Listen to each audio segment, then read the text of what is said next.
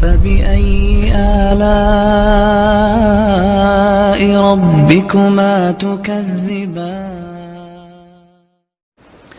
مفتی صاحب ذرائع نہیں ہیں شادی کے تو گھر والے منع کرتے ہیں شادی کرنے سے. مفتی صاحب شادی کرنے کے لیے کوئی روزگار نہ ہو تو کیا کریں اور ابا بھی ذمہ داری نہیں اٹھاتے. ایک صاحب میرے پاس آئے, کہنے لگے, وہ آپ ناراض نہیں ہونا بھائی جو ان کا واقعہ ہے, وہ ان کو کسی کو کیا پتہ چلے کس کا واقعہ ہے یہ.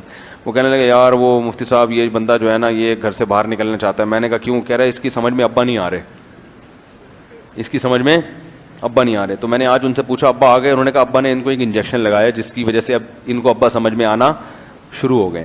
تو میں نے کہا عجیب دور ہو گیا کہ یار پہلے تو باپ کہتا تھا کہ میری سمجھ میں بچہ, مجھے بیٹا سمجھ میں نہیں آ رہا. اب بچوں کو, یہ قیامت کی علامت ہے یا نہیں, بچوں کو ابا سمجھ میں نہیں آ رہے. یعنی بچے چاہ رہے ہیں ابا کس کے حساب سے چلیں, ہمارے حساب سے چلیں. تو بھائی شادی سے منع کرتے ہیں, آپ کر لیں. باقی وسائل نہیں ہے تو آپ کو کوئی رشتہ ہی نہیں دے گا تو کیسے کریں گے؟ اگر رشتہ مل رہا ہے تو آپ کریں, رشتہ نہیں مل رہا تو بھائی شادی صرف آپ کے کہنے سے نہیں ہو جاتی. لڑکی والے وسائل دیکھتے ہیں اور ان کا حق بھی بنتا ہے کہ وہ وسائل دیکھیں. تو ہم آپ کو ترغیب دیتے ہیں آپ ٹرائی کرتے رہیں, لڑکی والوں کو ترغیب دیتے ہیں کہ آپ جلد بازی نہ کریں, بندے کو دیکھ کے دیں. تو دونوں اپنا کام اور اپنی ذمہ داری پوری کریں. سمجھ رہے ہیں؟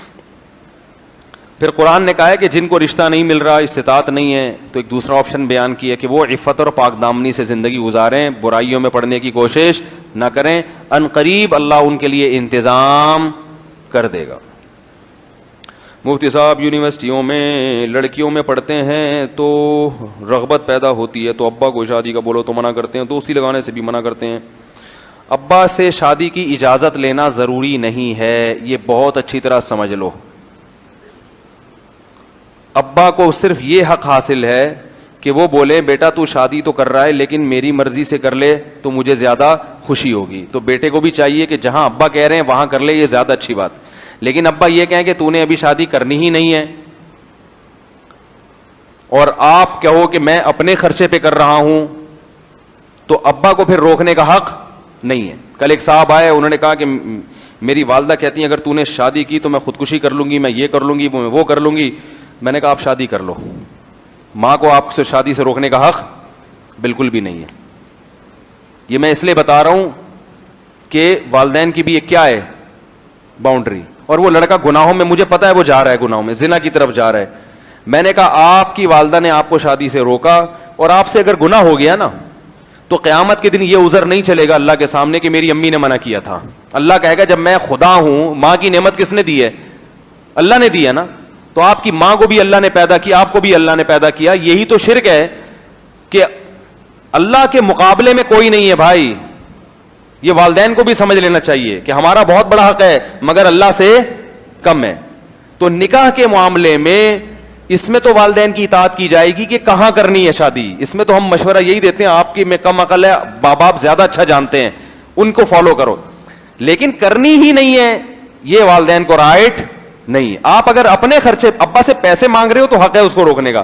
بیٹا میرے ذمہ تھا تمہیں پال پوس کے جوان کر دینا, کھلا دینا, تمہاری شادی کا خرچہ میرے ذمہ نہیں ہے, یہ کہہ سکتا ہے ابا. لیکن بیٹا اپنی تنخواہ پہ کر رہا ہے, پھر باپ کو بھی روکنے کا حق نہیں, ماں کو بھی نہیں, بھائی کو بھی نہیں, بہن کو بھی نہیں, پڑوسیوں کو بھی نہیں, امام صاحب کو بھی نہیں, کسی کو بھی نہیں ہے. بلکہ ترغیب ہے شریعت کی کہ کر لو. تو میں ایسے نوجوانوں کو کہتا ہوں کہ اس سے پہلے کہ زنا میں پڑھو, برائی میں پڑھو, گناہوں میں پڑھو, کر لو. ابا اماں کو سمجھاؤ, مناؤ, مان جائیں ٹھیک ہے, نہیں تو کر کے بتا دو ابا ہو گئی ہے, آپ میرے ابا ہیں, میں آپ کے ساتھ اچھی طرح سے بات کروں گا, بہو کو گھر میں رکھ لیں ٹھیک ہے, نہیں تیار ہوتے میں الگ گھر لے کے رکھ رہا ہوں. یہ کرنا پڑے گا آپ کو, سمجھ رہے ہیں؟ اتنا کانفیڈینس پیدا کرنا پڑے گا. کچھ نہیں ہوتا, کوئی طوفان نہیں آ جاتا. آپ نکاح کرو, میں پوری ذمہ داری کے ساتھ کہہ رہا ہوں آپ کو. اس کا ذمہ دار کون ہے قیامت کے دن کا؟ کہ میں ذمہ دار ہوں انشاءاللہ.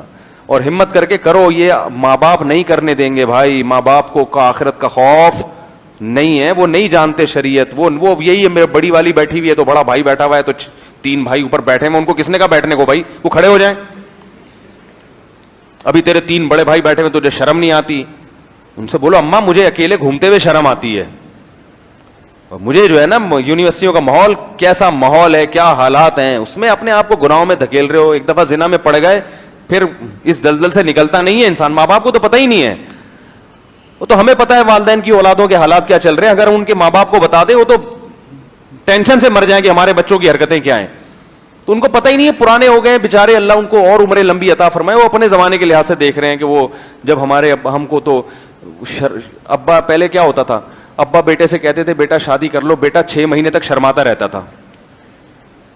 وہ ابا اپنے حساب سے نا وہ یہ سمجھ رہے ہیں کہ جیسے میرے ابا نے مجھے شادی کا کہا تھا تو مجھے ایک دم شوق لگا تھا, یہ کیا ہو گیا, اور پھر وہ شرماتا رہا تھا میں 6 مہینے.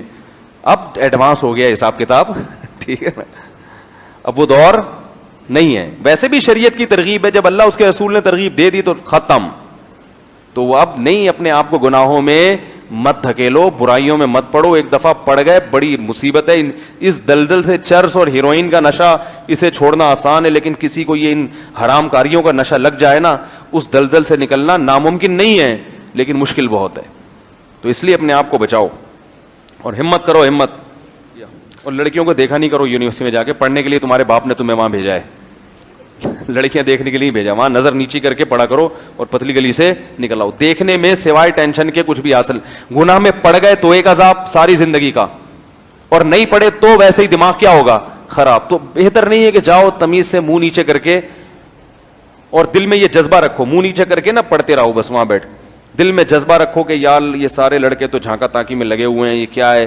تو اپنے نفس کو تسلی دو کہ بیٹا اپنے پاؤں پہ کھڑا ہو جاؤں, انشاءاللہ 4 کروں گا میں. کیا کروں گا میں, دیکھتا ہوں, کسی کی نہیں سنوں گا. ابے ان لوگوں نے مجھے روک دیا اور اب جو ہے نا سارے دنیا کے مزے یہ لوگ اڑا رہے ہیں, میں اپنے آپ کو باؤنڈ کر کے مفتی صاحب کا بیان سن کے بس ادھر اپنے ٹیچر کو میں نے فوکس کیا ہوا ہے. تو کوئی بات نہیں, مفتی صاحب کی آدھی بات نہیں, میں پوری بات لوں گا. ایک اور یہ حقیقت ہے, ایک نوجوان نے مجھے بتایا, اس کے لیڈیز کا کپڑے کا کاروبار تھا, کہہ رہے دن رات لڑکیاں آتی تھی, اتنی بد نظری.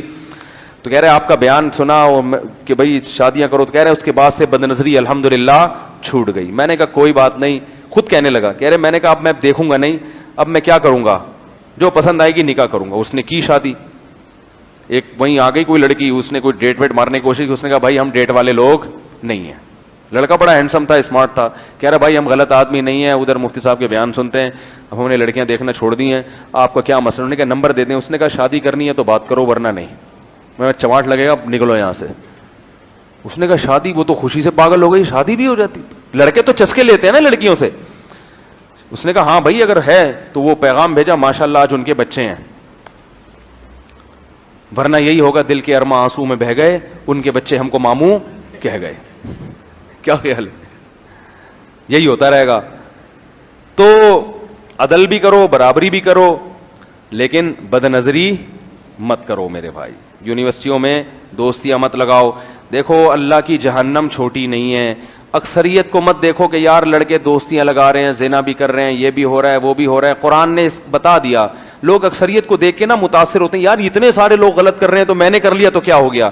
قرآن میں جگہ جگہ اللہ نے بتایا کہ میری جہنم چھوٹی نہیں ہے. لَأَمْلَأَنَّ جَهَنَّمَ مِنَ الْجِنَّةِ وَالنَّاسِ أَجْمَعِينَ. اللہ فرماتے ہیں تسلی رکھو, میں جہنم کو انسان اور جنات سے بھروں گا, اس میں کم جگہ نہیں ہے. اتنے لوگوں کو دیکھ کے متاثر نہ ہوا کرو. بہت بڑی جہنم بنائی ہے, چھوٹی نہیں ہے, اس کا پیٹ چھوٹا نہیں ہے. قرآن کہتا ہے کہ ہم جب جہنم سے کہیں گے حلم تلاتی, تیرا پیٹ بھر گیا ہے, جہنم پتہ کیا کہے گی, حل من مزید, اللہ ابھی اور پبلک چاہیے مجھے. یہ کیوں اللہ نے جہنم کے نقشے ایسے کھینچے, یہ بتانے کے لیے کہ ان لوگوں کی اکثریت کو دیکھ کے متاثر مت ہو. اللہ سوال پوچھے گا قیامت کے دن کہ جب میں نے زنا کو اور حرام دوستیوں کو حرام کر دیا تھا تو تم ان حرام کاری کی طرف کیوں گئے, حلال کو چھوڑ کے اس طرف کیوں گئے تم. اللہ ہم سب کو اس عذاب سے بچا کے رکھے.